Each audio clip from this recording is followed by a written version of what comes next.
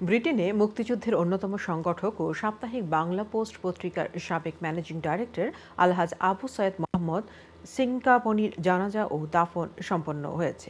শনিবার বাদ জোহর east London মসজিদে তাঁর জানাজার নামাজ অনুষ্ঠিত হয়। পরে গার্ডেন অফ পিস কবরস্থানে মরহুমের দাফন সম্পন্ন হয়। মৃত্যুকালে তাঁর বয়স হয়েছিল ৮৮ বছর। মৃত্যুকালে তিনি ২ ভাই, ২ ছেলে, ৪ কন্যা এবং বহু নাতি নাতনি রেখে গেছেন।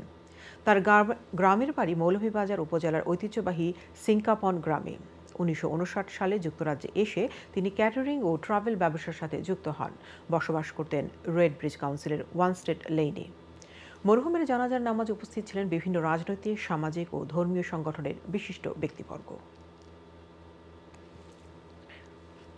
কিয়ামতের দিন জাযায়ে খের দান করুক। অত্যন্ত ভারাক্রান্ত মন নিয়ে বলতেছি যে খুব দুইজন ভালো মানুষকে আমরা হারিয়েছি পরিবার থেকে। আল্লাহ ওনাদেরকে ক্ষমা করুন। নামাজ সারসিন্না দিবনে হাসপাতালের বেডও আপনার উতি আপনার তাম্মুম করে নামাজ আদায় করছেন। মানে অত্যন্ত ভদ্র এবং মার্জিত এবং দানশীল ব্যক্তি ছিলেন। আমি এটাই দোয়া করি আল্লাহ উনাকে জান্নাতুল ফেরদাউস নসিব করুন।